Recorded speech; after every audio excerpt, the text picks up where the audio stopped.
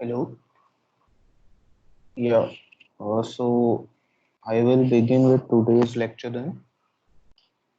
I assume that everyone's able to hear me, if not just message or just say that you can't hear me.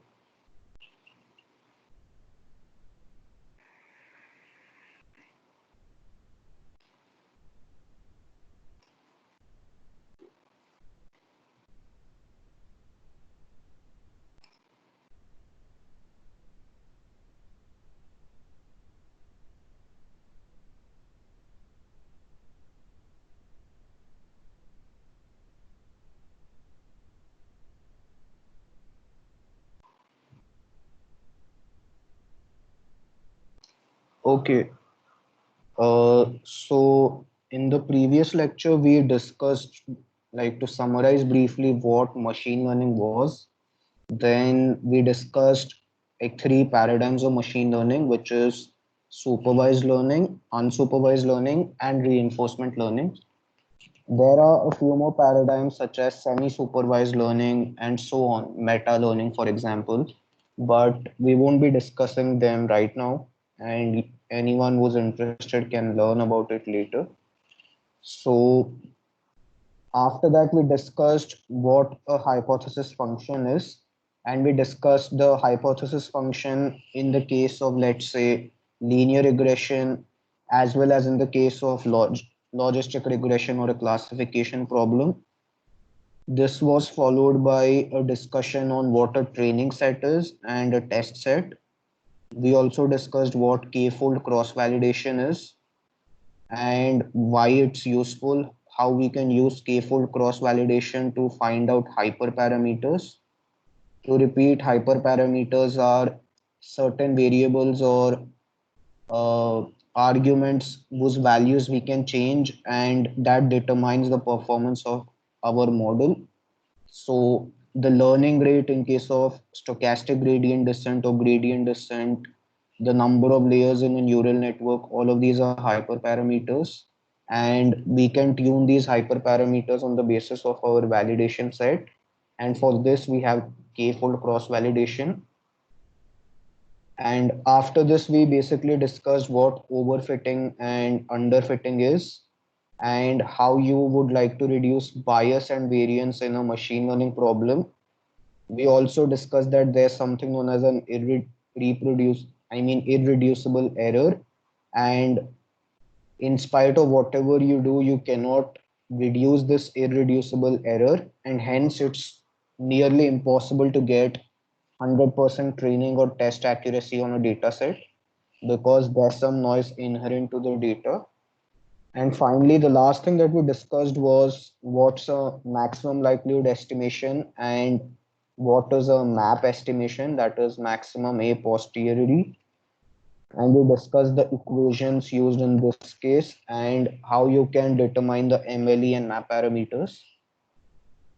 We also discussed that MLE is actually a special case of map, and that's because in the case of map estimation, if you have the uniform prior distribution, then the derivative of the uniform prior is zero, and hence theta ml equal to theta map. So moving on, we then discussed what linear regression is. So in linear regression, we have a data X consisting of the n different data points x1 to xn, and each of these data points could belong to d dimensions. So x1 could be something like height and weight of person 1, x2 is height and weight of person 2, and so on. And we have corresponding labels y. These y belongs to the continuous domain, as in it's not a categorical class. Y belongs to R, and in certain cases it can also belong to R to the power n. That is, it could be an n-dimensional feature. So one example of R to the power m is, let's say you are doing regression on the position of a vehicle. So the task could be like, given an image of vehicle, you have to predict its position on the road, the distance of the vehicle from your own position. So in such a case, yi is not belonging to R1, but yi belongs to R2 or R3, where R3 is the XYZ positions of the vehicle. So this is a pretty common task, and we often use regression for this, and we regress on the XYZ values, and we also regress on something known as yaw pitch role, which you would be studying about later. So are there any doubts still here in yesterday's class or today's class? Like, if any doubts are there, just message here. If not, I'll just move on in 30 seconds.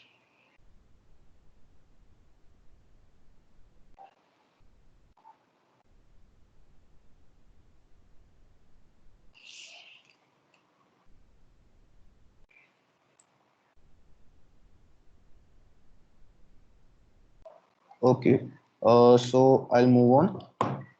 So we discussed an example of a cancer data set. It's one example where we could have some use of linear regression. Then we discussed what a hypothesis function for linear regression is.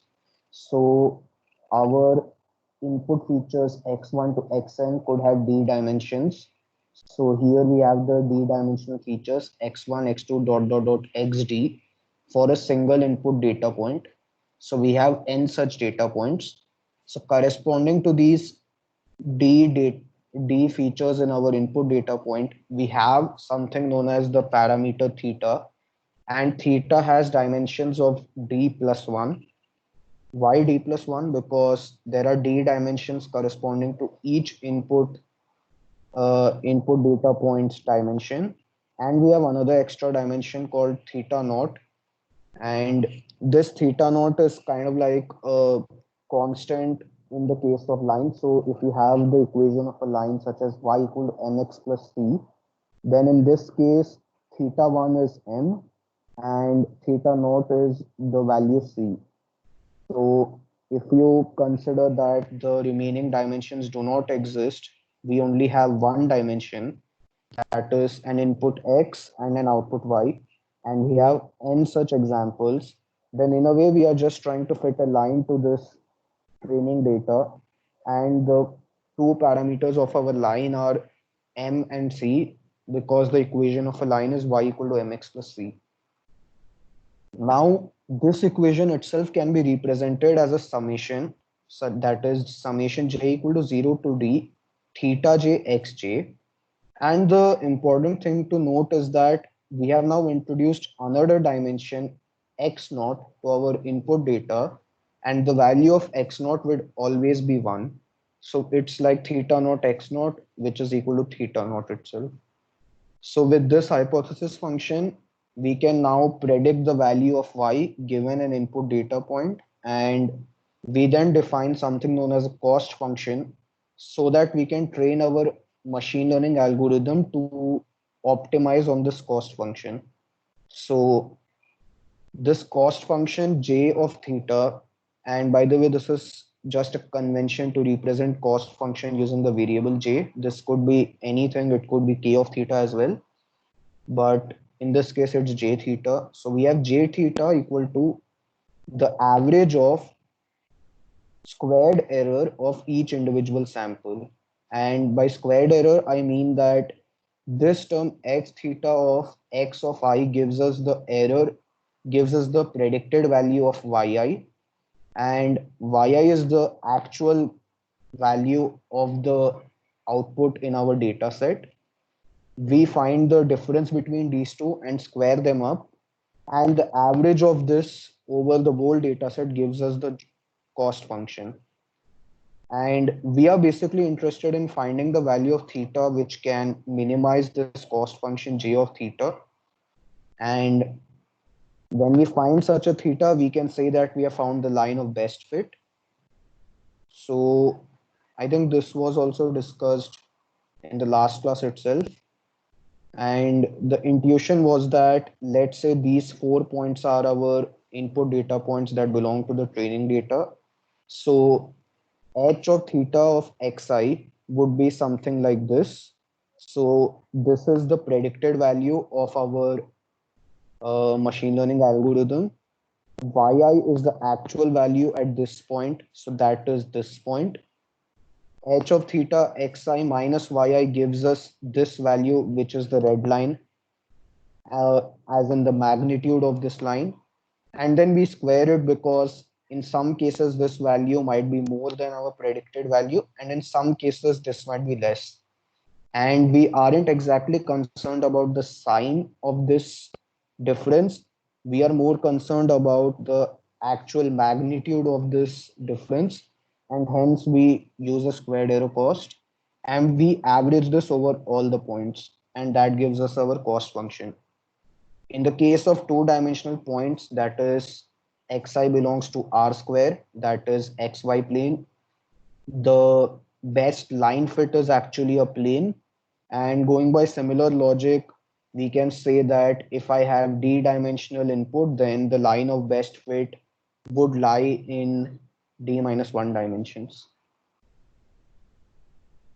So then I mentioned the fact that the cost function for the linear regression problem is a convex function. And we also then discussed that what is a convex function.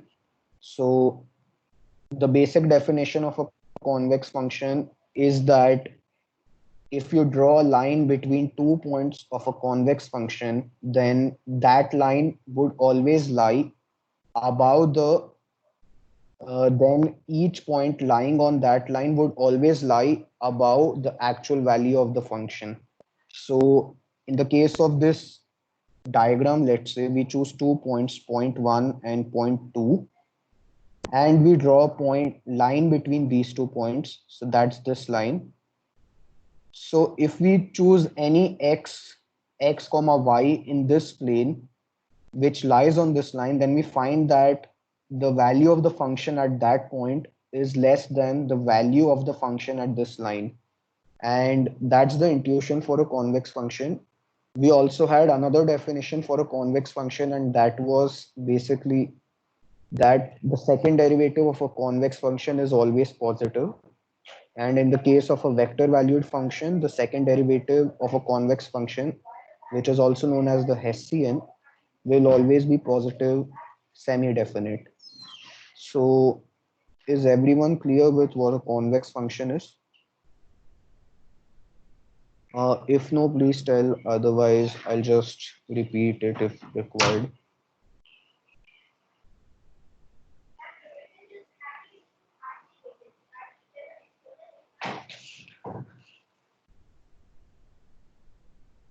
Okay. So now that it's clear, I assume that everyone knows what a convex function is. So we know that the cost function in case of linear regression is convex, and the definition of a convex function tells us that there is no local minima or local maxima in a convex function. If there exists any minima or a maxima, that always has to be a global minima or a maxima. And if you go into some theory behind convex functions, then you will note that it's pretty easy to prove just on the basis of the definition of a convex function. So I'll repeat again, a convex function does not kind of have a local minima. It would always have a global minima or a global maxima. So in this case, we have a global minima, which is at this bottom point, which I suppose cannot be seen. And in the case of convex functions, we can, in some cases, definitely find out what this global minima is, but this might not always be true. We also have something known as concave functions or non-convex functions, and these functions might have local minimas as well as global minima.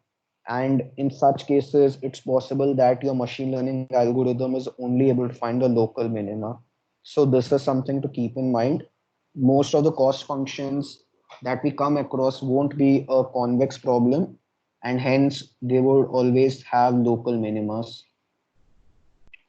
So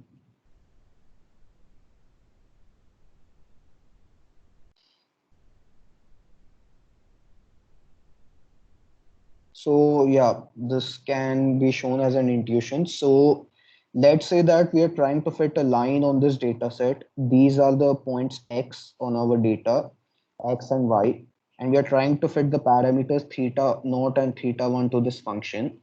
So the first line that we try to fit, in this case, we just have a straight line, and we know that this is not a good fit for the data. And we have something known as the cost function j of theta naught comma theta 1. This cost function was defined earlier. This is the cost function. And the cost function surface is something like this. So when we plot the cost function, uh, when we plot this value of j of theta naught comma theta 1 for a particular value of theta naught and theta 1, we find that in the case of this line, the cost function lies here. And we know that this is one of the worst possible fits for this data set, because the actual line should have been something like this, but it's actually something like this. And now the second line that we fit, it's slightly better than the previous one. And we see that this red dot has moved closer to the minima. So at this, like in the first instance, the red dot was pretty far away from the minima. In the second case, the red dot has come slightly closer to the global minima. And finally, when we try to find better fits, that is, this is one of the best possible fits, we find that the cost function has come to the global minima. And this is the basis for what we know as gradient descent. And in gradient descent, what we try to do is we try to find a path to the global minima on this cost function surface. So let's assume that we have a cost function. In this case, there are actually multiple local minimas. So you can say that this location is one possible local minima. You have another local minima here. So this is not a convex function, that's for sure. But you can still try to find any local or a global minima.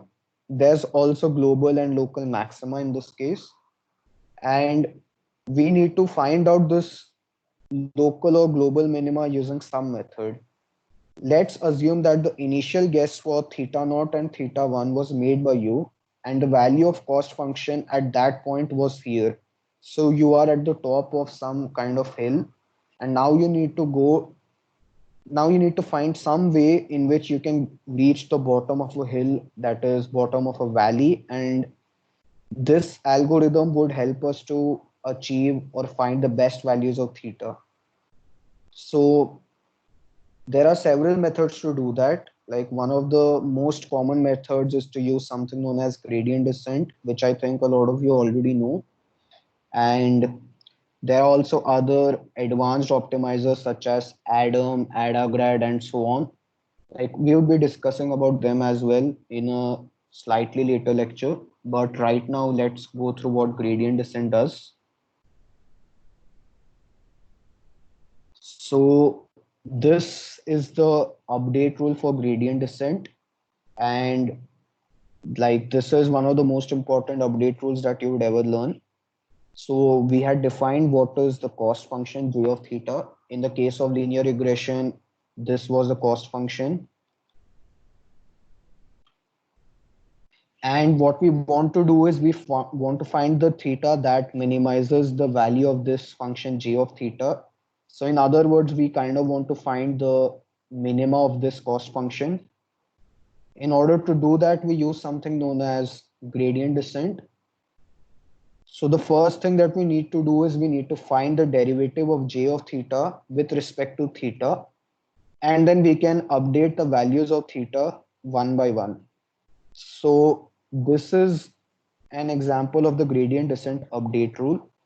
In this, we update theta j, where j is one of the individual parameters of our parameter vector theta, as theta j minus alpha into derivative of the cost function with respect to theta j.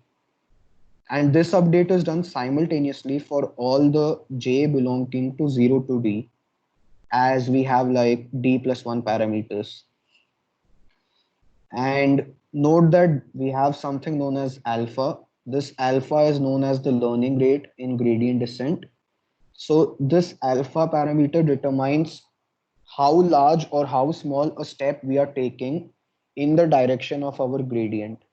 So if this is the function that we have, the blue colored line, and we are right now at this point, P1, we find that the derivative of j of theta with respect to theta is this line.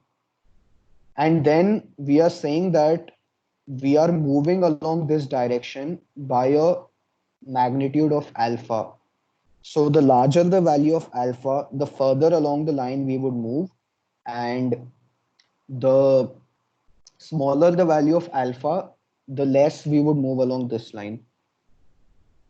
Uh, like, are things clear till now? Any doubts?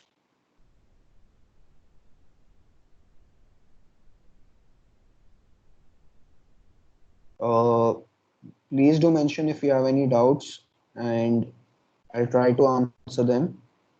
And like, the doubt need not be anything super hard, it could also be something very basic.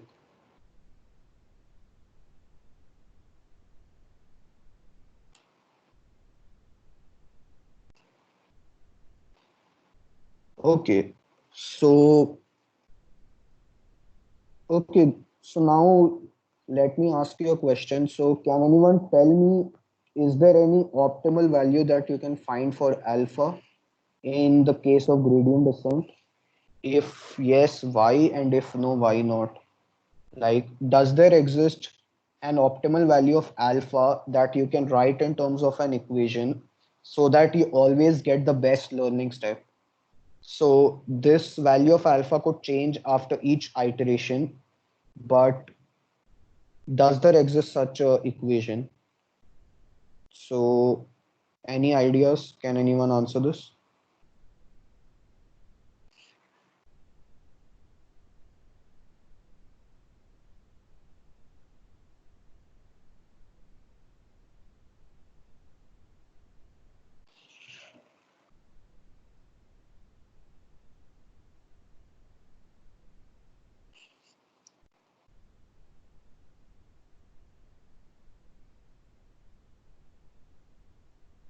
Or does anyone have any answer? So I'll just repeat the question.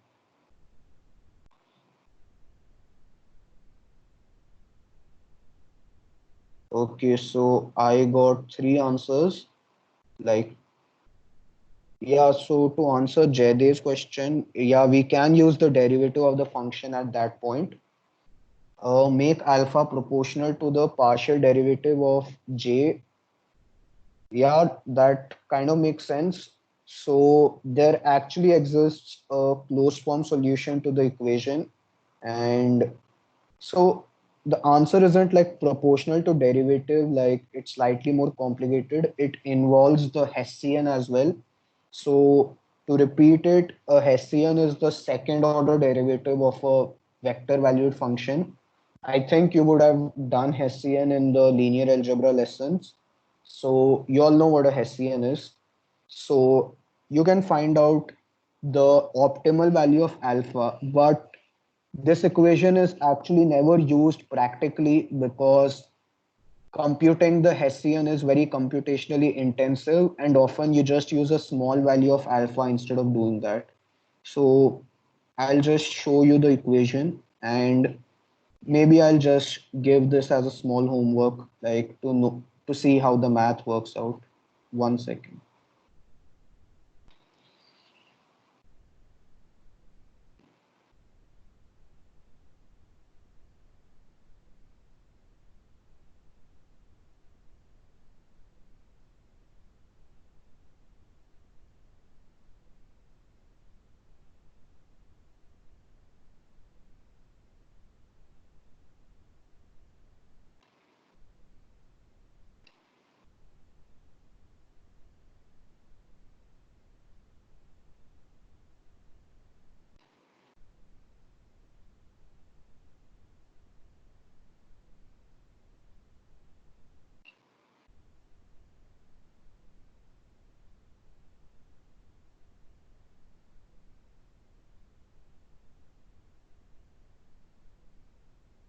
Yeah.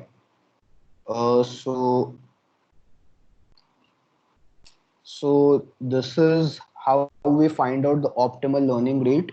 So like this is the equation. So if you see, this equation consists of two terms. The first term is the Jacobian delta J. So Jacobian is represented by the function this delta, and we also have the Hessian H, and basically eta here is the learning rate alpha, and this is what we known as the and this is the equation or formula for the optimal learning rate. So like I can I'd like you to try to do this as a homework or just see that how you can calculate the optimal learning rate. And it's just interesting to know that there exists a method to find out the optimal learning rate at each iteration step. However, it's not used for practical purposes because the computation time of computing this Hessian as well as this whole product is very computationally intensive. And for a hint, we basically use something known as the Taylor series, and we use Taylor series for vector valued functions. So anyone who's interested can look at that. By the way, this is how we write the Taylor series for a vector valued function. Here, j of wk is the cost function at iteration k, and then we are trying to linearize or trying to find out the value of j of wk plus 1 using the Taylor series. So if you know Taylor series, it's like f of y equal to f of x plus y minus x del y by del x and so on. And that's what we have written here, except that this is for a vector valued function. And combining this Taylor series for a vector valued function with the gradient descent update rule, these two equations, we get the optimal learning rate eta or the optimal learning rate alpha. Yeah. So so you're asking, can I upload this PDF? Uh, I will have to look into it because this is like Professor Jawar sir's PDF. So I'll just confirm if I can upload it, and if it's possible, I will upload it. So like just ping me once so that I don't forget about it.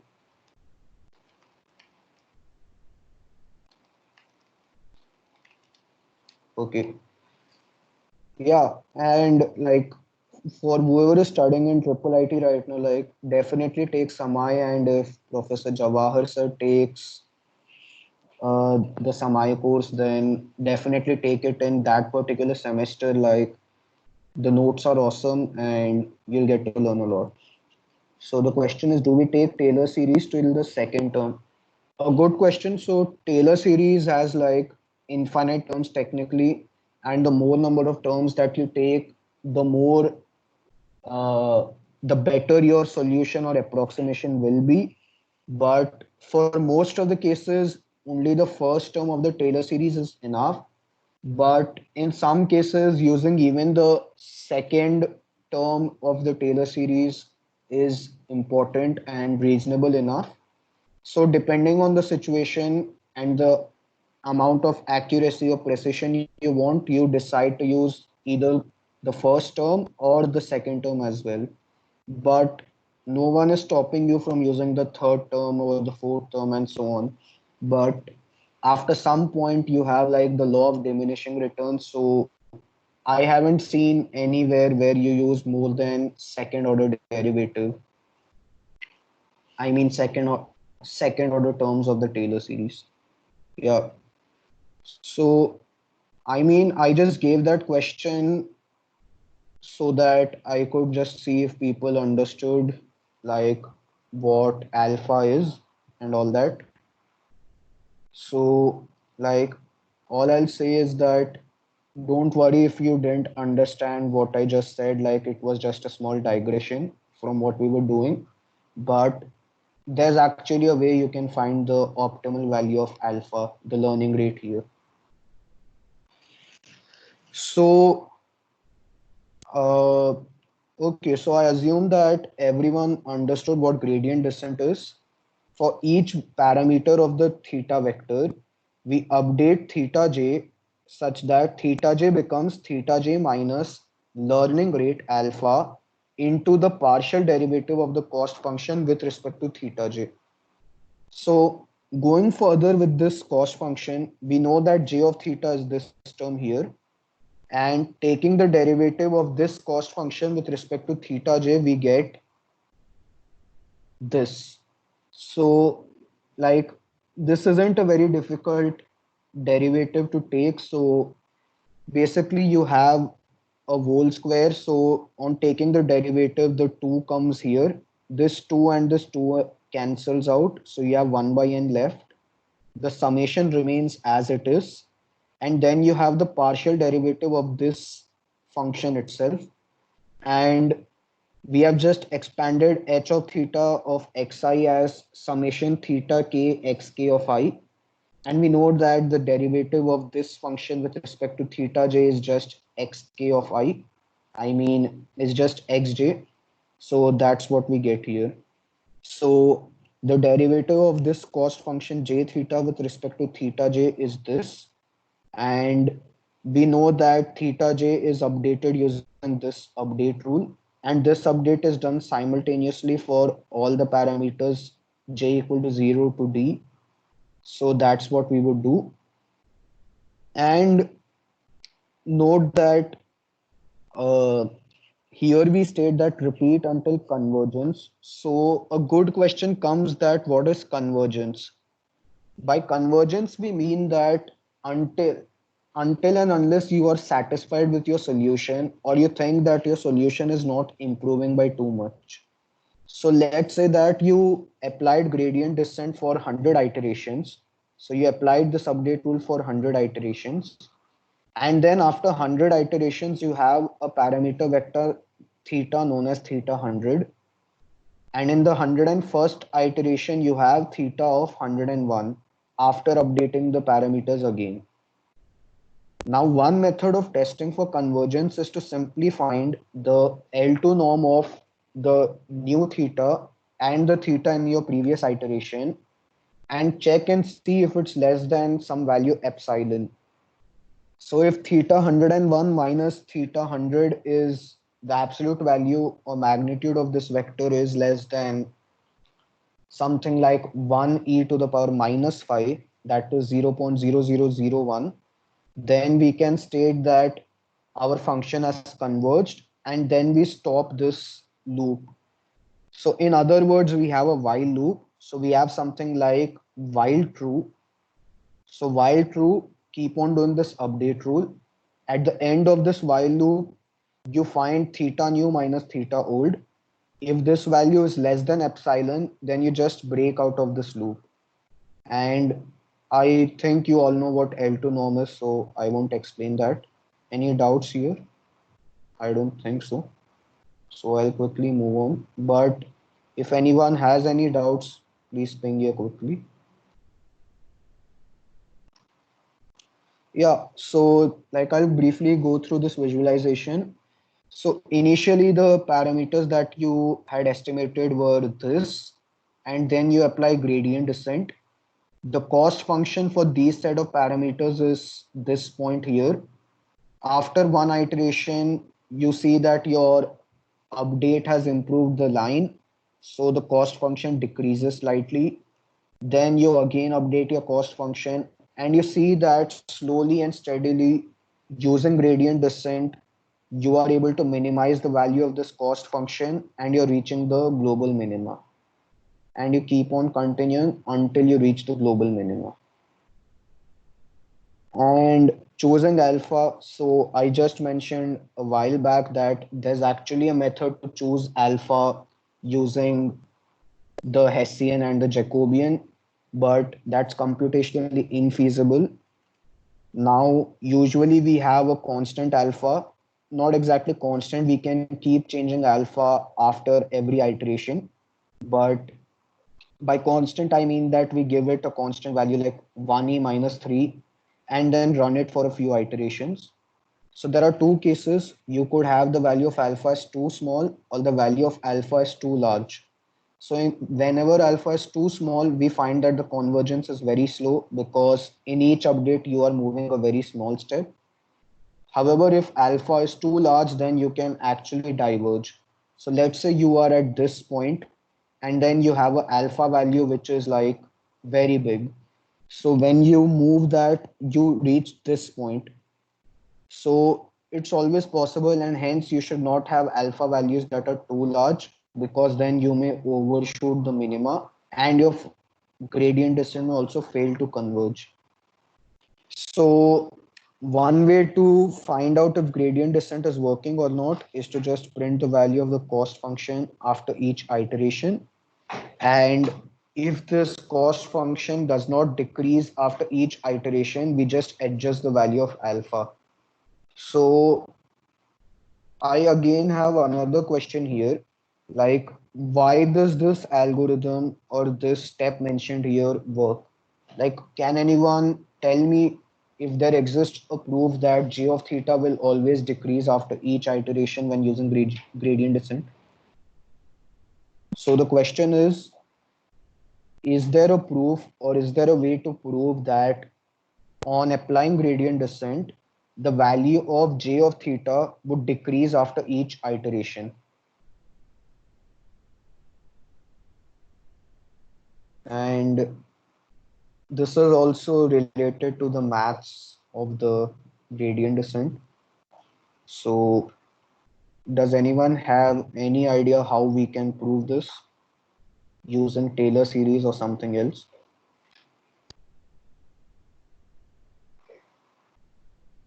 The value can only increase when the partial derivative is negative. Okay. Yeah, cool. That's correct. Yeah, that's correct. Yeah, by the way, alpha is a positive number.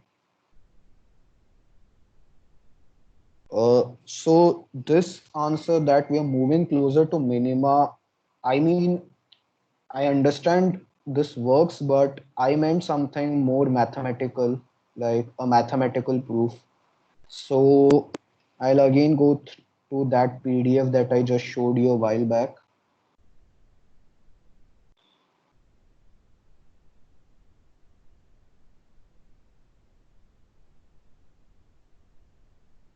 So, okay. So here WK is the parameter theta. So instead of theta k plus 1 and theta k, we have WK plus 1 and WK. And we have the gradient descent update rule here. That is WK plus 1 equal to WK minus eta into derivative of the cost function with respect to WK. So is this clear that this is the same gradient descent that we are talking about? Like this function and the gradient descent that we discussed here are the same thing.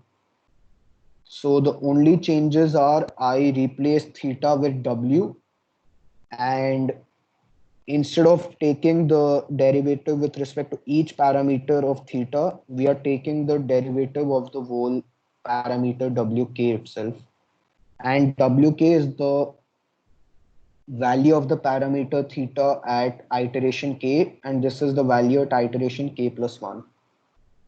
So, so now we just take this WK to the left hand side. So we have WK plus 1 minus WK equal to minus eta into the derivative of cost function. So going from equation 1 to 2 is pretty easy. We also have the cost function jwk plus 1 equal to j of wk plus S transpose delta j of wk. So this we get from the Taylor series expansion of the cost function. And as mentioned here, we just use the first order approximation of the cost function. We do not consider the second order term, which is the Hessian S transpose HS. Now this is a simple case of inserting this into this, and you can see that when we substitute S here, we get this term. And we know that this term here, delta J transpose delta J, which is X transpose X basically, is a positive value. So x transpose x would always be a positive value because x transpose x, if you know, is just summation of xi square. So is this proof clear to everyone? Like, how did we prove that gradient descent improves in each step? Like, if yes, just someone answer yes, or like if no, I can explain it again.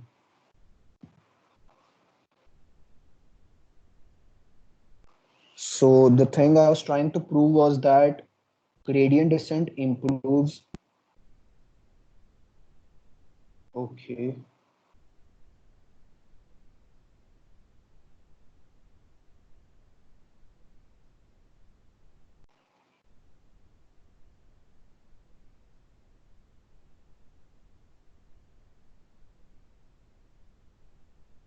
So to answer Nishant, like, was anyone else able to see the PDF that I showed right now or not? Like, was it visible? Okay. Yeah. So, like, I'm not sharing the PDF now. I just shared it like 1 minute ago, maybe. So, by the way, this doesn't involve anything such as convexity to answer like Sai Srinivas. Like, this is meant for any cost function because I'll again go through this. So this is the gradient descent update rule. I hope that everyone is able to see the PDF. I've just replaced the parameter theta with the parameter w. The learning rate alpha has been replaced with eta, and the cost function is still j. Then using this equation, I just got wk to the left hand side. So I have wk plus 1 minus wk as minus eta times del j. So del j is the Jacobian of the cost function. Now I know what a Taylor series is. So I write j of wk plus 1 as the first order approximation of the Taylor series. So the first order approximation of the Taylor series is somewhat like this.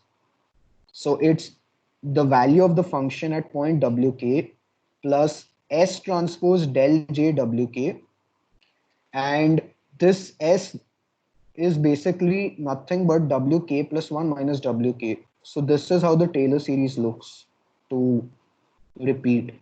So we have replaced s here instead of wk plus 1 minus wk.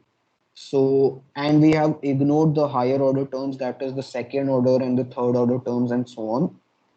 And we can write the Taylor series in this manner, simply speaking. So this is the same equation that I've taken from top, except that I have ignored the higher order terms.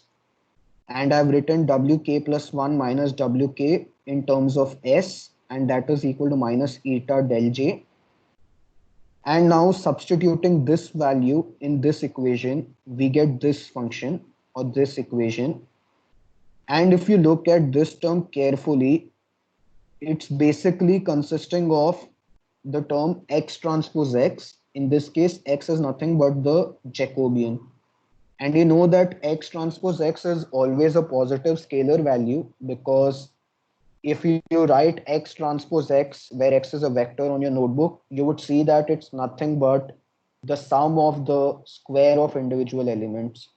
So assume that x is a column vector x1, x2, then x transpose x is x1 square plus x2 square. And if x is a n dimensional vector, then also it's just summation xi square. So x transpose x is always a positive quantity. So by similar logic, this is always a positive quantity, as eta is also positive because learning rate is a positive quantity. This whole quantity will always be positive. And since a positive quantity is being subtracted from j of wk, this means that j of wk plus 1 is less than j of wk. So is this clear now? Uh, like, like this answers a small question, like why this should decrease at each step, like why gradient descent decreases the value of cost function at each step. but there can still be divergence and all that issues. And the reason you can have divergence is because, as you all know, Taylor series approximation works only up to a certain extent. That is, Taylor series works only when WK plus 1 is pretty close to WK. But Taylor series will not work when this difference between WK plus 1 and WK is very high. And hence, this works only when the value of alpha is very small. I think this is also something that needs to be made clear. So, like, I think I'll just give this, like, it's not a homework, but like you can kind of look into it, like why gradient descent improves at each step.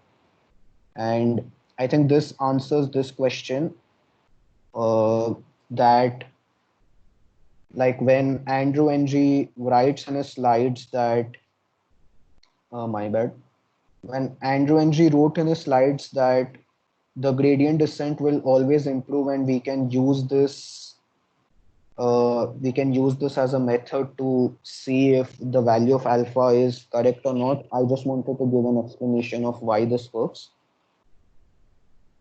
And so one question, like, are people okay if I deviate a bit and go about the maths, or like they just want me to continue fast and like get over with linear regression? So like, can anyone say yes or no? Like, are people understanding what the maths is and how it works?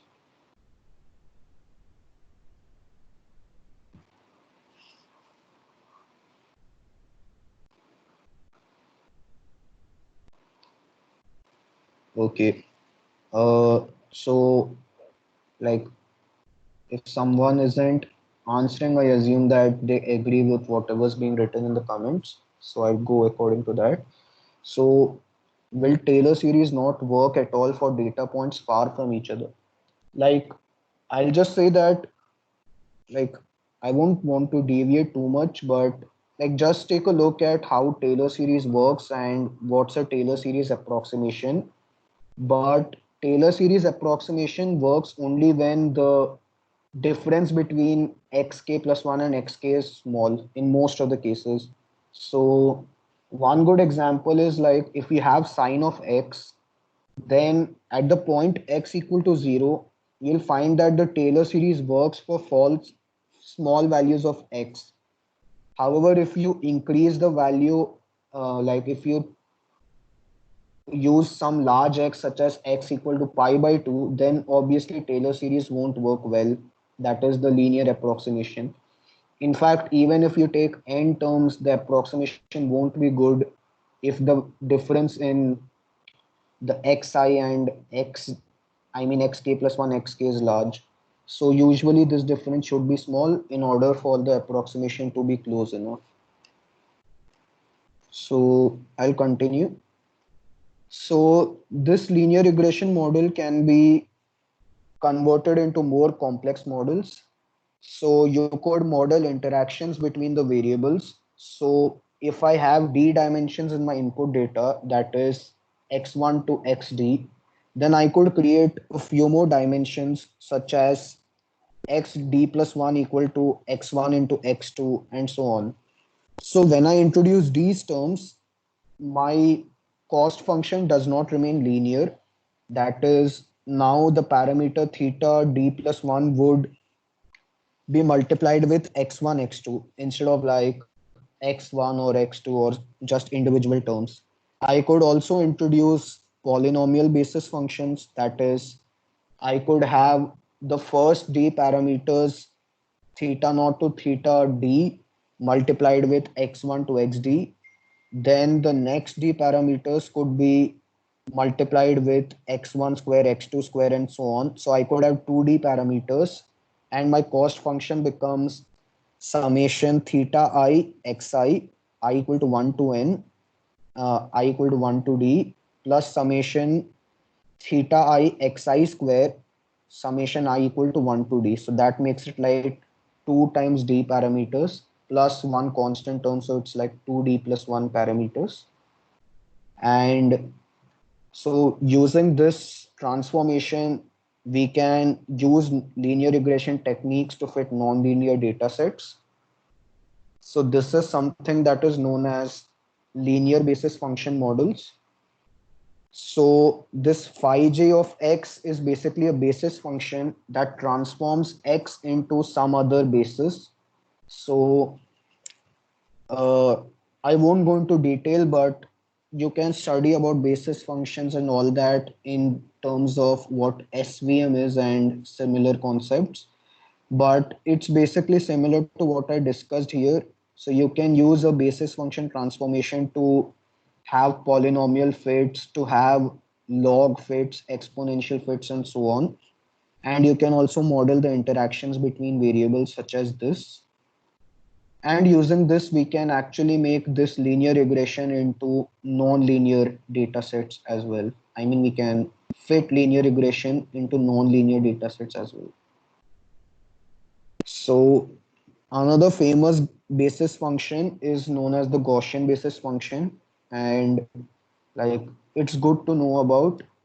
And we discussed what a polynomial basis function is. It's just x to the power j defined as phi j of x.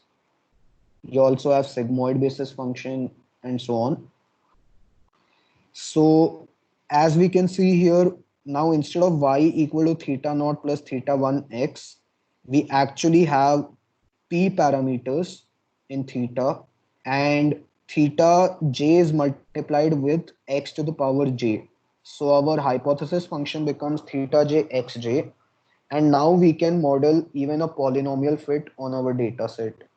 So as we see, there is one minima and one maxima. Both of these are local minima and local maxima. So this is a cubic curve. So we would need theta naught, theta 1, theta 2, and theta 3 in this case. But we don't know how many, like how our data is like usually. So we usually decide that we want up to 10 terms in our polynomial, and depending on the data, then you would get an appropriate fit. So okay, I'll move forward. Linear algebra. Okay, so now coming to vectorization. So we have h of x equal to theta j xj. So this can also be written in terms of a vector product as theta transpose x, theta naught 1, theta 1 into 1, theta 2 into x2, and so on. So like this is pretty easy linear algebra. So now let's assume that this capital X is our input data matrix, which consists of n samples, and the rows are the individual samples in our data. And the columns here represent the dimensions of each individual sample. So we have d plus one dimensional vector.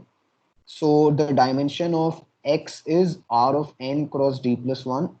N is the number of samples in training data. D plus 1 is the number of features in our input data.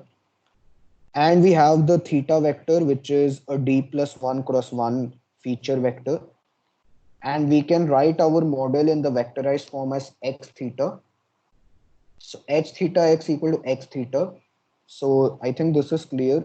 I won't spend time on it. And this cost function that we wrote as a summation can now actually be converted into a simple matrix multiplication. So this becomes x theta minus y transpose into x theta minus y. So let's just quickly do the dimension matching. X is basically a n cross d plus 1, and theta is a d plus 1 cross 1 vector. So x theta would give us a n cross 1 vector. Now y is also a n cross 1 vector.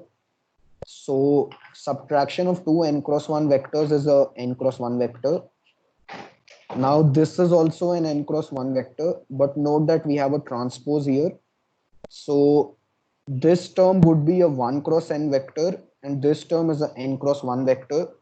and multiplying these two matrices would give us a scalar which has the dimensions 1 cross 1. And we know that the cost function in case of linear regression was a scalar cost. And so this is just one way of verifying that this cost function is correct. I mean, just in terms of dimensions, but you can actually see that this equation here, and this equation in this third line, they are the same thing. So now instead of using gradient descent, we can directly solve for the global minima. In case of linear regression, it's a convex function. We know that the minima that we find is a global minima. So we can take the derivative of this cost function with respect to theta, and then we substitute that with, like, that derivative should be 0 in the case of minima. And the value of theta that we find using this derivative would give us the best possible value of theta. So taking the derivative of this function that I have here, we get this. So I had uploaded a ML prerequisite form in which most of the people said that they know how to take vector and scalar derivatives. So, like, is it clear how this derivative is being taken? Like, if it's clear, then I would not need to explain it basically.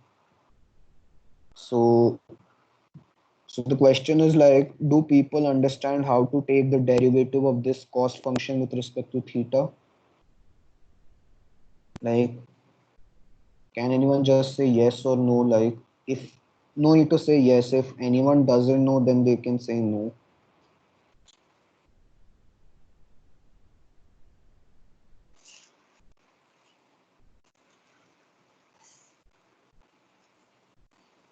Okay, so so is it just one person who doesn't know, or like are there more?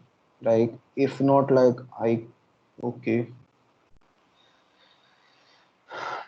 So so one question that I have is, like, how many people here know what a Jacobian is or a Hessian is? Like, I assume that there are people who don't know Jacobian or Hessian. So I think then I'll skip this part for now, and we will come back to this when I go through the lecture on vector and scalar derivatives. So let's skip this part for now. But yeah, so I will be explaining Jacobian. Like, if you see, I have uploaded a lecture slide called vector underscore tensor derivatives or something like that. So I'll cover that in a 1 hour class, probably the next class itself. So I will explain Jacobian in that class. I think a few of the maths that I showed today, they also use Jacobian. So, like, if you all did not understand that, it's okay. Like, you would understand to do those proofs or understand what a Jacobian is in the next class. For now, I'm skipping this derivation because some people don't know what a Jacobian is. But for whoever knows what a Jacobian or a Hessian is, what we are trying to do is we have written j of theta in terms of a matrix vector product as shown here. And in order to minimize j of theta with respect to theta, we simply substitute del j theta by del theta equal to 0, because this value should be 0 at the minima. And then taking this matrix or vector derivative, we finally come across this equation. So there actually exists a closed form solution for theta. Like, instead of using gradient descent, we can actually find the value of theta directly. But there are some disadvantages to this approach. And the main disadvantage to this approach is that it's computationally very slow, because computing the inverse of X transpose X, which is a big matrix, takes roughly O of n cube complexity. On the other hand, on the other hand, gradient descent is simply O of n square complexity. So you all know like n square is much better than n cube, especially when n is large. And hence, in a lot of cases, we prefer gradient descent over such closed form solutions. And another thing to note is that we are able to get such an equation only in the case of linear regression. In a lot of such cases, we won't be able to get such an equation. So that's something to keep in mind.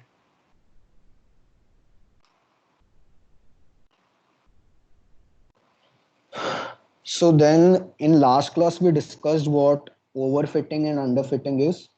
So this is an example of underfitting. This is an example of overfitting. So we have like a fourth degree polynomial, and this is a correct fit. So in order to reduce overfitting or underfitting, we have something known as regularization. And in regularization, we simply add another term known as lambda and multiply it with the summation of the square of parameters. And this term basically helps in doing something known as regularization, which is it prevents this kind of overfitting. So if you add this term to your cost function, this is just another term that's added to your old cost function, then you will notice that your model would stop overfitting and you would usually get correct fit. So we'll discuss this later in another class. Uh, so one homework for people who know how to take derivatives is find out the solution for find out the solution closed form solution for theta in the case where we have a regularization parameter lambda as well. So the equation would be similar to this, but there would be a slight difference. So like whoever is interested in the math can look into it, like try to find out the closed form solution when we have a term lambda theta square plus summation lambda theta I square in this cost function.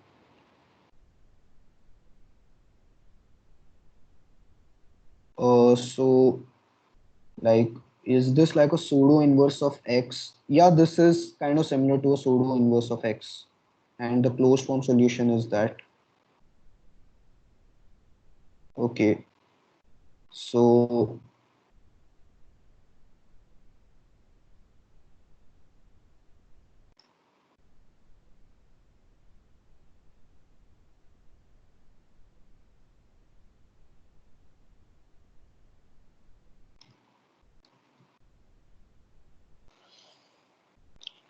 so next I will move on to the logistic regression, which is a type of classification problem. So till now, what we did was linear regression. So in linear regression, we were interested in predicting a continuous value y, which could belong to r or r to the power m. In logistic regression or in any classification problem, given an input x, we want to predict a category for y. So this category could be anything such as predicting whether an image is a cat or a dog, or predicting whether a cancer is malignant or not, or so on. So the first question, like this is taken from Andrew Ng slide again, though the question that we have is, can we solve this problem using linear regression? And the answer is no, because let's see, if we find out a line of best fit, this is what we get.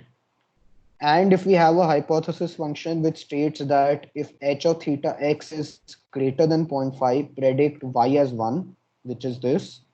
And if this function value is less than 0.5, predict y as 0.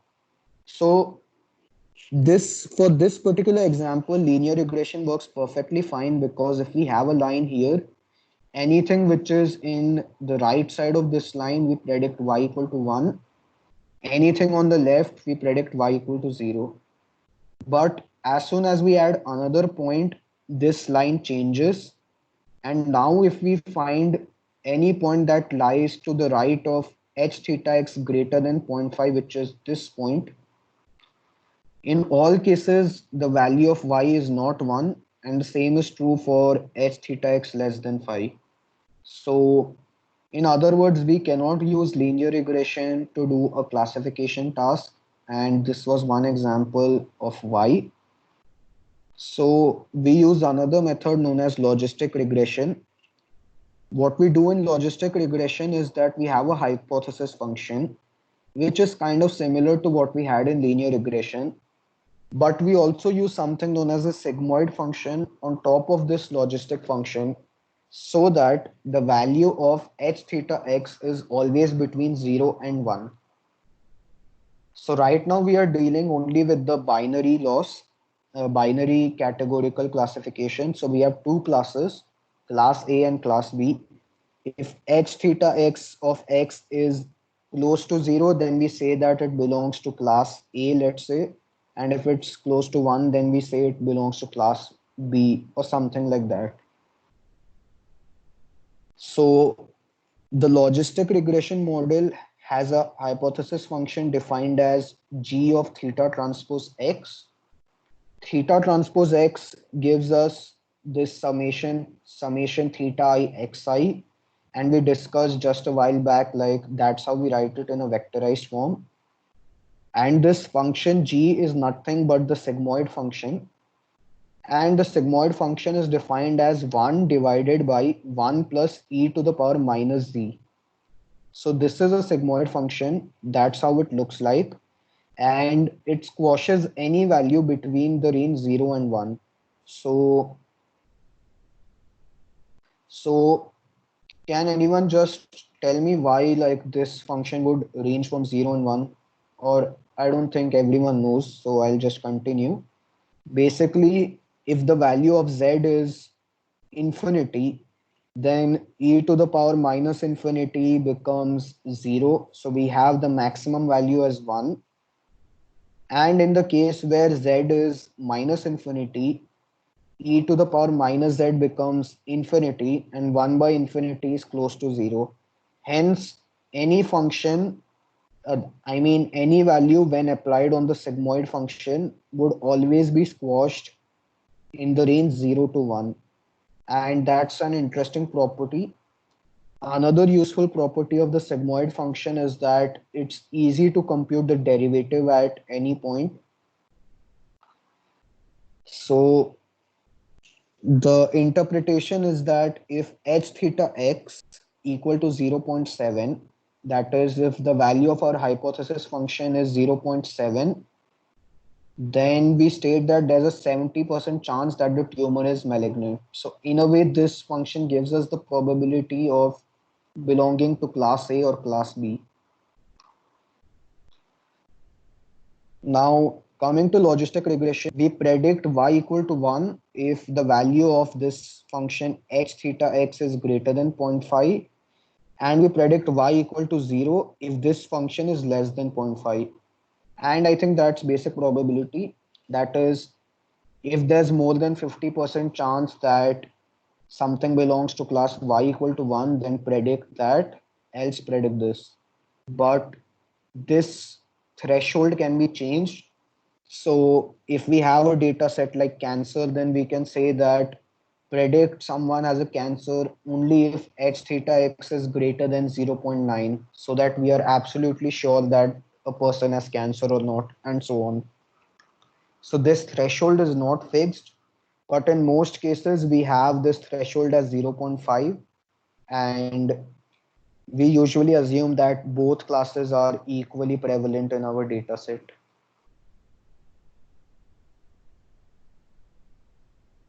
So this is how the cost function looks like. This cost function, this term we know is theta transpose x, and then we apply the sigmoid on this term. So let's say we have two classes, the balls and the crosses here. What our cost function does is it tries to find a line that can separate these two classes. And the goal of our machine learning algorithm is to find this line of best fit.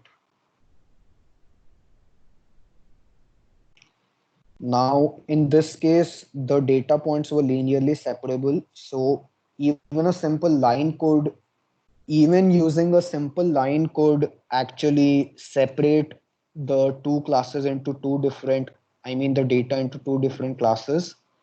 But we might also have cases where the data set could not be linearly separable.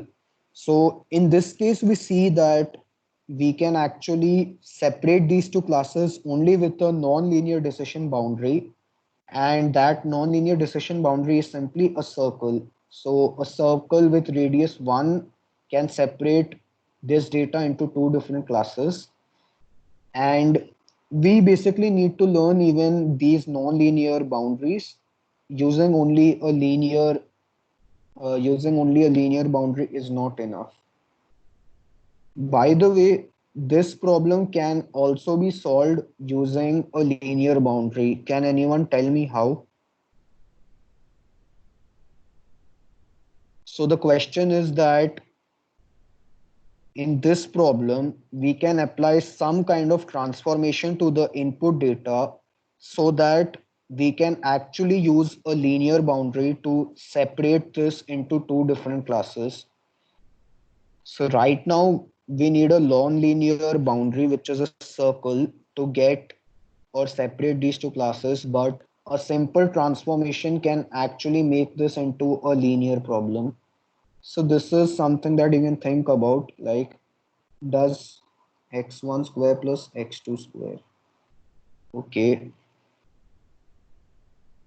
Can you explain why that would work?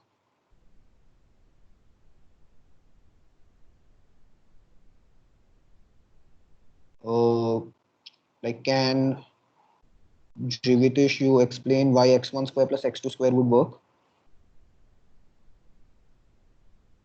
So x1 square plus x2 square is the distance from that origin, and if we basically use the threshold that x1 square plus x2 square is greater than the radius of the circle that you earlier plotted, so Hmm.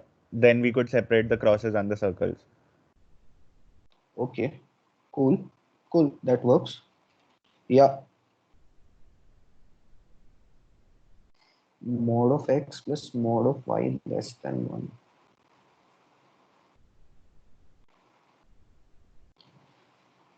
So like, so like I think that's a correct answer, x1 square plus x2 square. Yeah, like I am not sure, like this mod of x1 plus x2 less than equal to 1, that's actually a decision boundary. My question was not to create a decision boundary. It was like give a transformation of the input features such that you can separate it using a linear function. So x1 square plus x2 square works. Then Mohammad Qureshi states polar coordinates. Yeah, that's also the correct answer, because if you use polar coordinates, then you have r comma theta. So you would have basically the outer circle at a point r equal to 2, and this inner circle at would be in the region of r equal to 0 to r equal to 1. So you can have a line something like x equal to 1.5 to separate in the polar coordinates. And you can also use x1 square plus x2 square. So yeah, both of these are correct answer. Like distance from origin is basically x1 square plus x2 square in a way. Yeah.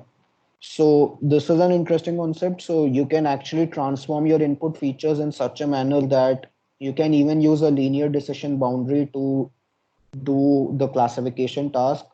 So sometimes such insights are very, very useful because the complexity of your problem reduces a lot just because of this one simple feature transformation. So instead of now predicting a circle, you just need to predict a line, and that's usually much more easy than the earlier case.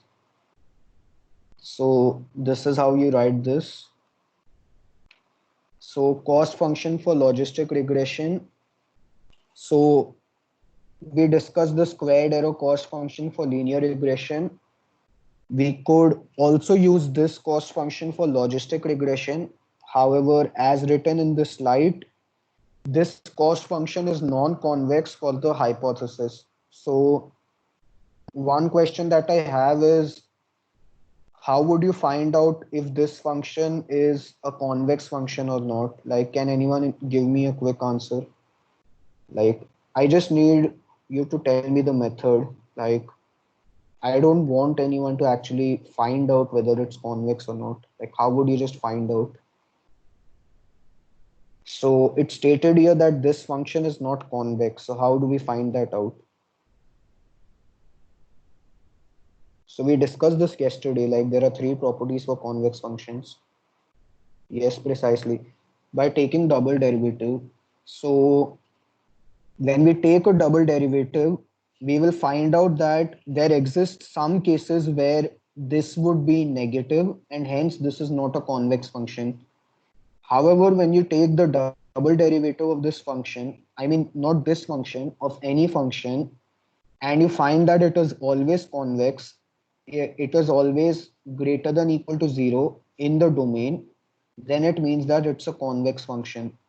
So we will now define another cost function for logistic regression, which is convex, and you can actually prove that that cost function is convex.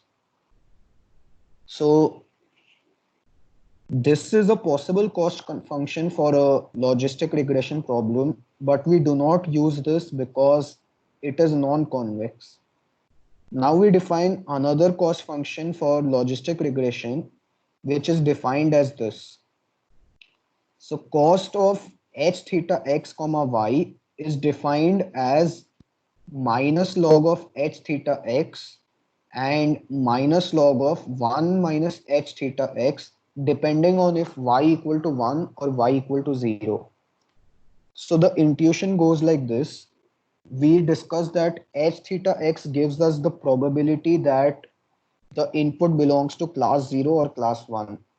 So if h theta x is near to 0, we want that, I mean, we want our predictions to be correct, right? So if y is equal to 0, we want that our prediction, which is h theta x, should also be the class 0. And if h theta x belongs to class 0, it means that this value should be close to 0. So if this value is close to 0, 1 minus this value becomes 1, and we know that log of 1 is 0. So whenever we make a correct prediction, the value of our cost function is 0. Now let's consider this case when y equal to 1. So the real class of our input data is the class 1. And we know that if the class is 1, we want the value of h theta x to be close to 1. So if this value h theta x is close to 1, then we have log of 1, and we know that log of 1 is 0. So again, we have the cost as 0. However, consider the case that the prediction that we make is opposite of the real prediction of the real ground truth.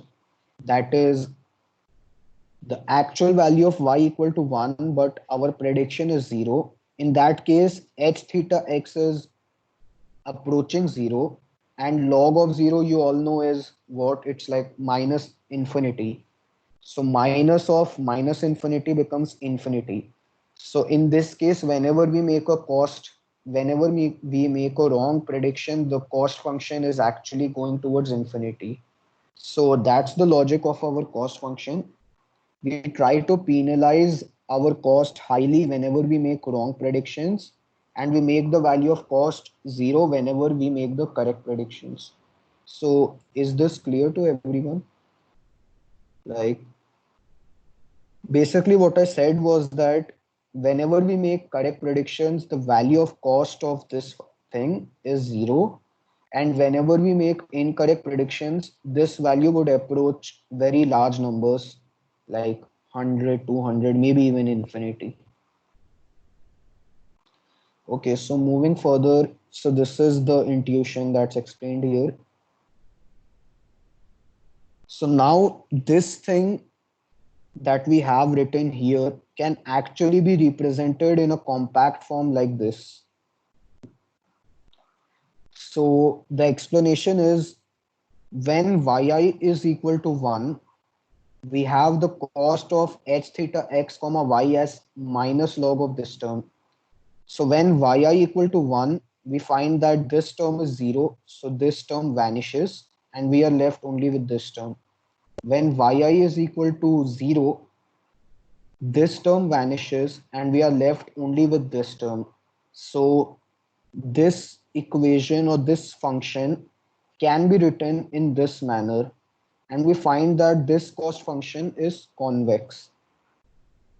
And the reason that this function or cost function is convex is that the double derivative of this cost function is greater than equal to 0 in all cases. So I can actually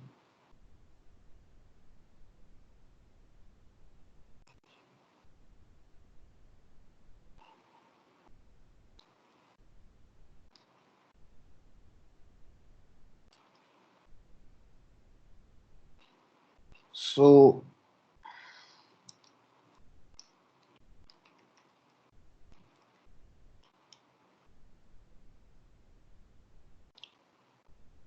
So if you see, like if you just search on Google, you'll find that you can actually take the double derivative of this cost function and you can actually prove that this would always be positive.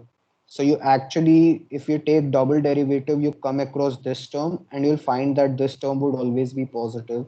So that's how we can prove that this cost function is convex. And by similar logic, we can prove that this cost function is not convex.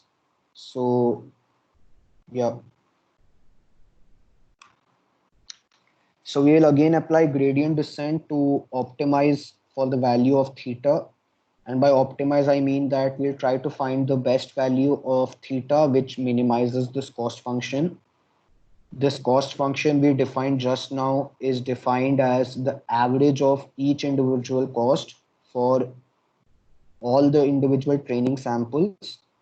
So this term here, cost of h theta x comma y, is the cost for one individual training sample. We take the sum of all these costs and then divide by m, that is we find the average of this cost for all the training samples. And this function was represented as this, as we showed earlier. Now we had discussed what gradient descent is just a while back. So in gradient descent, we try to find the derivative of j of theta with respect to theta. And this is how we write the update equation. So now let's just take the derivative quickly. Yeah, so on taking the derivative, this is what we would get. And this is basically the update rule that we get for gradient descent in case of logistic regression. Like I won't show the exact steps for this, like how do we arrive from here to here, but like anyone who's interested should actually try this out. It's always good to do the maths and understand how this works out. Like this would help you in the future as well. So now we come to multi-class classification. So till now what we discussed was just a binary classification case. So we had two classes, 0 and 1, class 0, class 1. If h theta x was near 0, then we predict class 0. If h theta x was near 1, then we predict class 1. Now, in case of multi-class classification, we might have more than two classes, like we might have 10 classes. So how do we work in that case? So we could have a weather classification problem where we have to classify as sunny, cloudy, rain, and snow. So we have four classes. So this is binary classification. This is multi-class classification. So the one technique that can be used is known as one versus all. So in one versus all, what we do is we take this as class 1 and the remaining data as class 2. So this is the first data set that we have. So this is one binary classification problem. Then we have the second binary classification problem, and similarly the third classification problem. All three of them are binary classification problems. We apply logistic regression on this to get the best possible line, and then we try to predict the class that it actually belongs to. So on a new input x, we just pick the class I that maximizes this function, and we can get the best possible class for a given data point.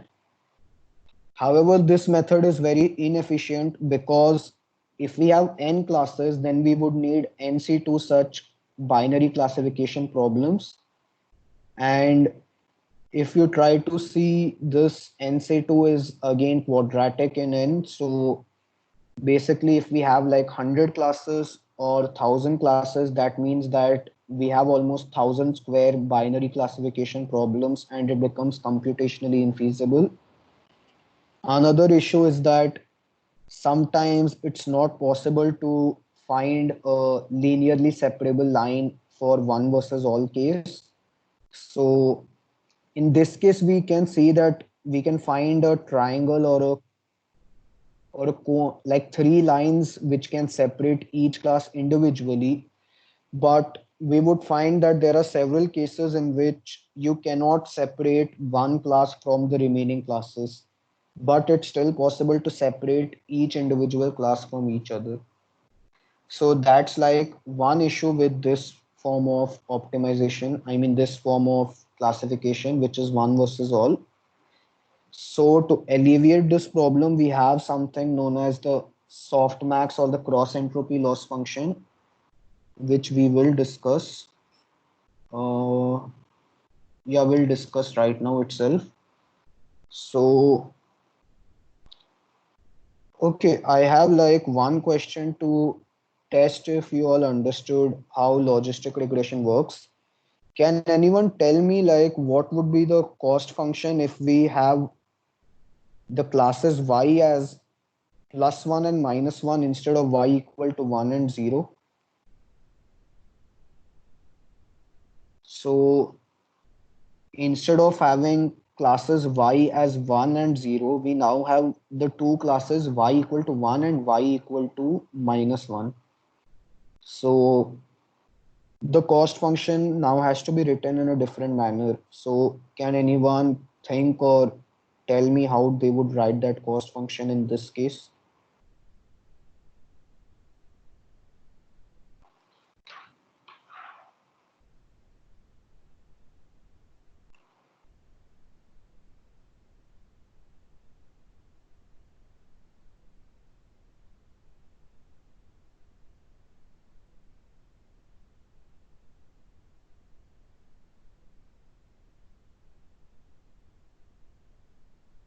Y equal to y1 plus.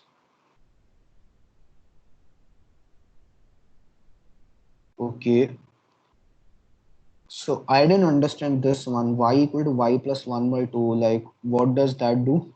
Like, what do you want to do with that? Like, if you can speak out, that works. Or else just type it.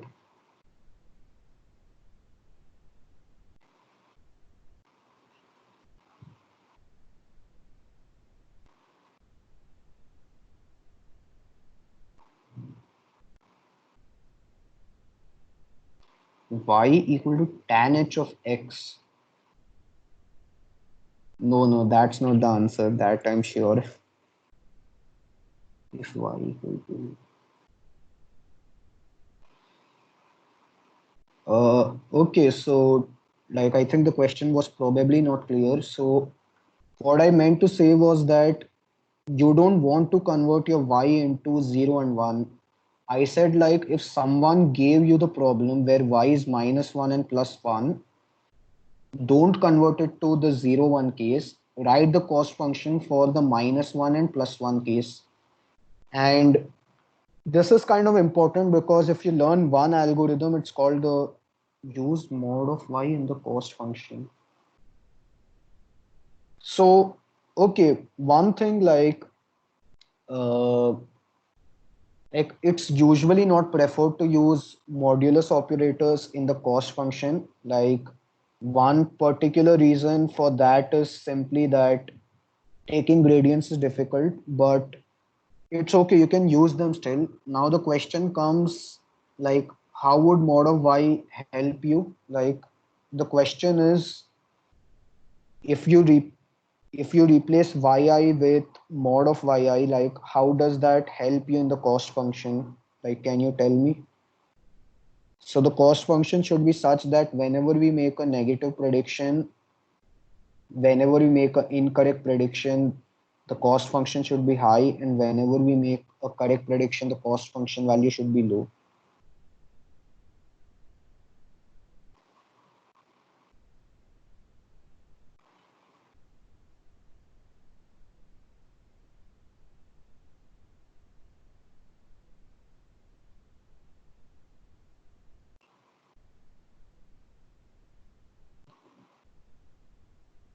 Okay, so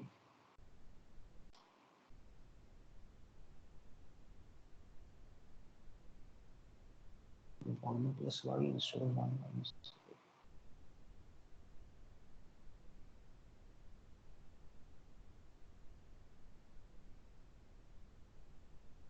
Uh, just give me a second.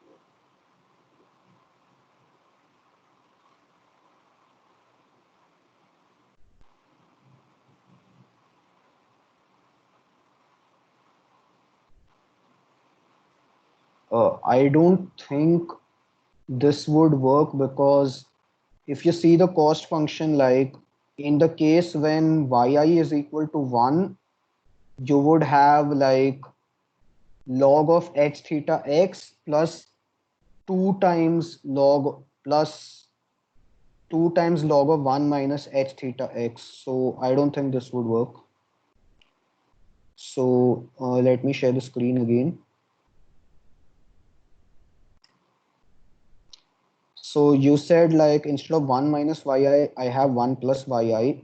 So when yi is equal to 1, we have log of h theta x, and here we have 1 plus 1, which becomes 2. So this term should actually become 0, and when yi is equal to minus 1, this term should become 0. I mean, one of the terms should become 0. So this example won't work. Okay, so someone uploaded a screenshot.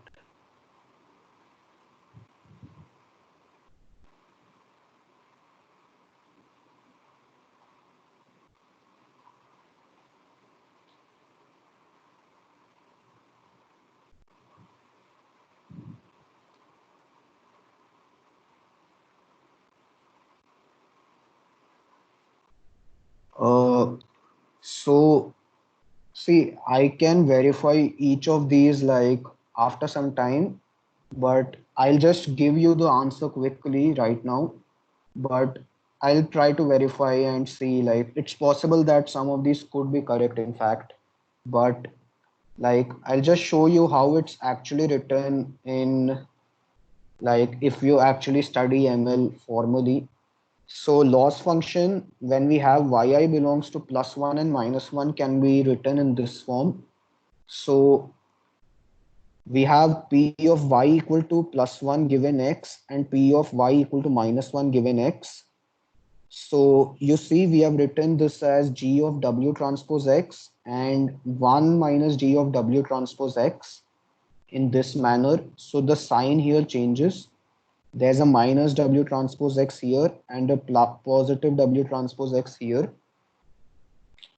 So we can combine both of these and write this in this manner. So we have e to the power minus yi w transpose x. Then we know that the likelihood p of y given x is written in this form. And we simply need to reduce or minimize the negative log likelihood. So this is how we can write the cost function. Log of 1 plus e to the power minus yi w transpose xi. So like, is this clear, like how we can write it in a concise form? Like, can anyone just write yes or no if that was clear?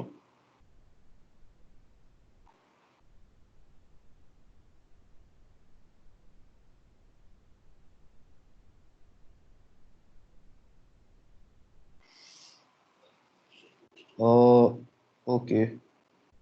So was it clear to everyone, or like I don't see many yes, so I assume that it wasn't clear. So just tell me if it wasn't clear. I can explain it again, like very quickly. I'll try to upload these PDFs also, like if anyone's interested, like they can ping me personally so I can upload them or I can send it to them if they want. So Jaydev, you wrote that you didn't understand this. Okay, I'll show it again.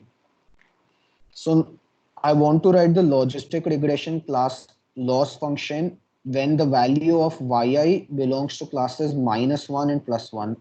So we wrote a loss function when y belongs to 0 and 1. So we can actually write, so you know that we wrote the hypothesis function as a probability. So we can write P of y belongs to class 1 given input x as g of w transpose x, and we know that g is the sigmoid function, so this becomes this here, 1 by 1 plus e to the power minus w transpose x. Now, as there are only two classes, we know that p1 plus p2 is 1, so we can write this as 1 minus g of w transpose x. Now if you write this and simplify, you would get this term. So the only difference between equation 1 and equation 2 is this minus sign here. So there is an additional minus sign here that's not present here. So when y is -1, you have a positive sign here. And when y is equal to 1, you have a negative sign here. So you can combine p of y given x in this manner. You just add a term minus yi in this position. So when yi equal to +1, you have e to the power minus w transpose x. And when yi is equal to -1, you have e to the power w transpose x. And now you know that you have to reduce the log likelihood of this probability. So this is similar to what we did in the maximum likelihood estimation. So you take the log of this. So, so by the way, this is just for one particular training sample, that is yi and xi. Now you have to find the minima for the whole distribution P of capital Y given capital X, where capital Y is the whole training data and capital X is also part of that. So this is the product that you want to minimize for the parameter W. But we know that we usually prefer minimizing summations instead of product because of the issue of approaching zero and all that. So we take the log of this function. So taking the log gives us this. And whenever we apply a logarithm, products turn into summation. So this is the negative log likelihood that we have for our loss function.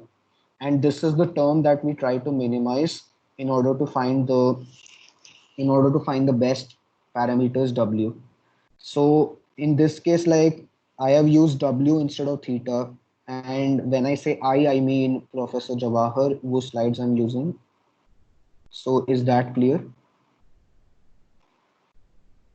Vikrant wrote, please explain again. So can you tell me which part was unclear?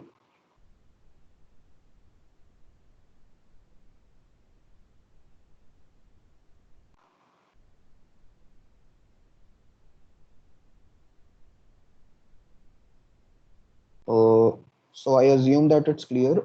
So it's 4:46. Like I'll have to close this class by like 5. So like if there are no doubts, I'll just move on. So okay, understood, right? Yeah,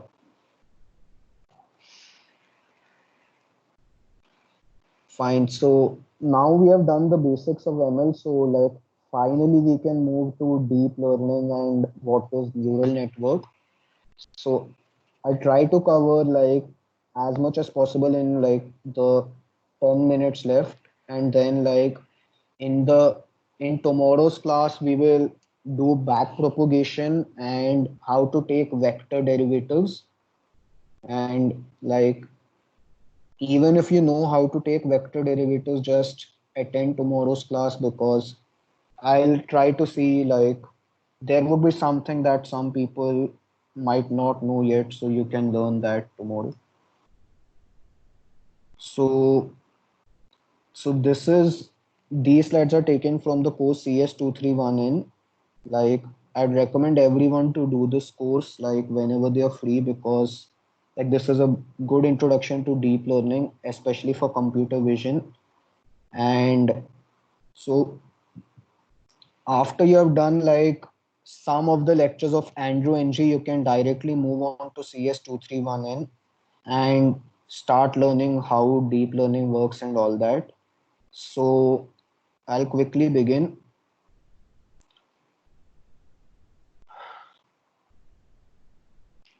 Okay, so now we like, by the way, is there any doubts till now? Are there any doubts till now? Any doubts in today's lecture?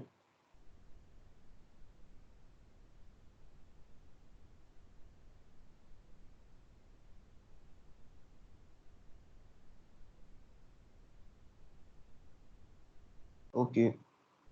So now we are moving to linear classifier. This is kind of similar to logistic regression that we simply did. So by logistic regression, in logistic regression that we just did right now, we only had two classes, class 0 and class 1, or class minus 1 and class plus 1.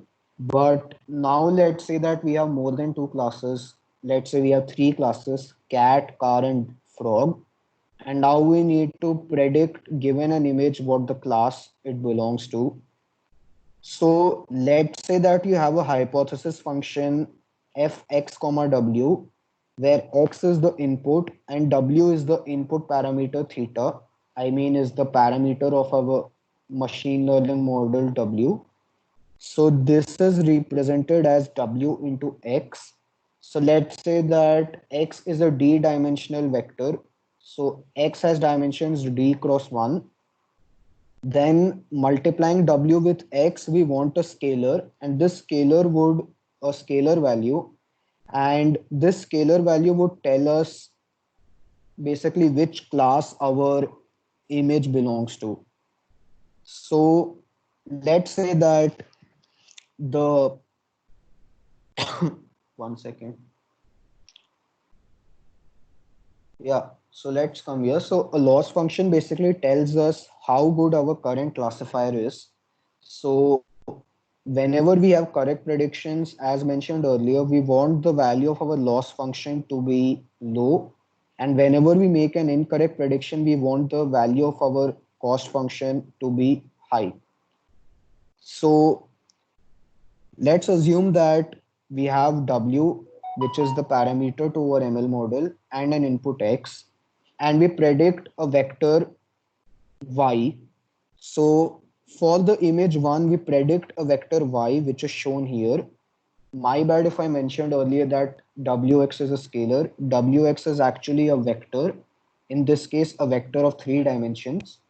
So given a cat image, we predict a vector of 3 dimensions, and the value of each dimension is shown here.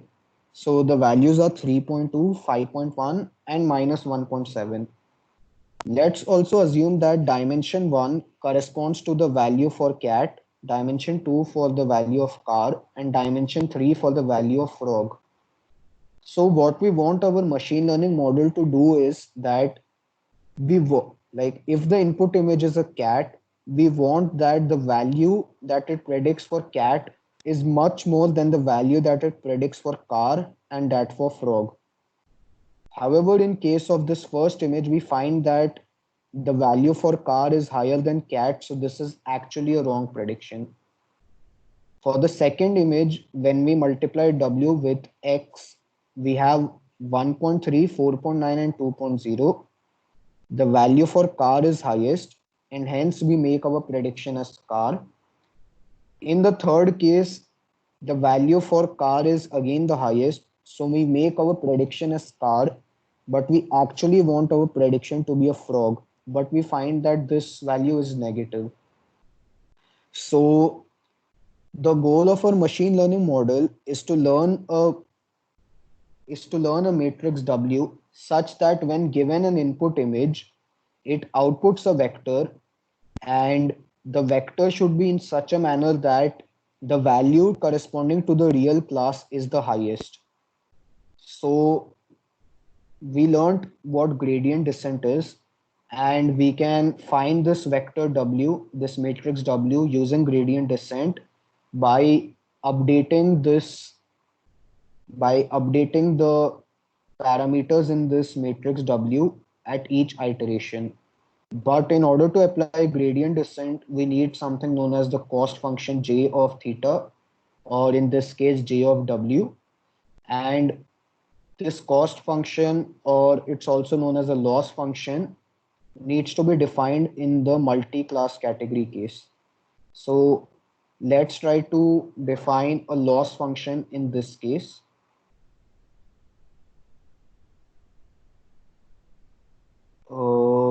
So I'll just complete this in 2 minutes. It's 4:53 now. So before we continue on the exact definition of a loss function, what we know is that let Li of f of x comma w comma yi be the cost function for one sample in our training data. In order to get the cost function for our whole data set, we simply take the average of all these individual cost functions, and this would give us the cost function for the whole data set. And finally, I will define what a multi-class SVM loss is. So to repeat again, just now we did what logistic regression is. In logistic regression, our hypothesis function used something known as the sigmoid function, which was 1 by 1 plus e to the power minus z. This function's value was close to 0 when our prediction was close to 0, and it was usually close to 1 when our prediction was close to 1. But we discussed that this cost function that we discussed earlier could only be used in the case of a binary classification problem. And if we wanted to do multi-class classification, then that cost function was not useful. So we discussed that there was a method called one versus all, in which if we had a n class classification problem, we divided those n classes into NC2 different binary classification problems. And in each NC2 classification problem, we took one class and considered all the other k minus 1 classes as another class. So we had NC2 binary classification problems, and then we did classification using that. However, that was computationally inefficient. So now we come to another method wherein we have a multi-class loss function, and this is known as the multi-class SVM loss.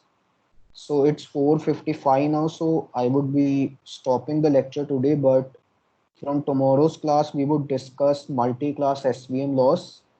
Then we would go through the softmax loss function. We would also discuss regularization in more detail. And then after this, like, gradient descent was already done, so I wouldn't be going through that. And then we would do what I mentioned today, which is taking taking derivatives of vectors and matrices. So in tomorrow's class, we will complete this, and then we will do back propagation as well as gradient and vector derivatives. So any doubts today? Like, if you have any doubts, then you can ping me or post on GitHub. So I'll close the class for now.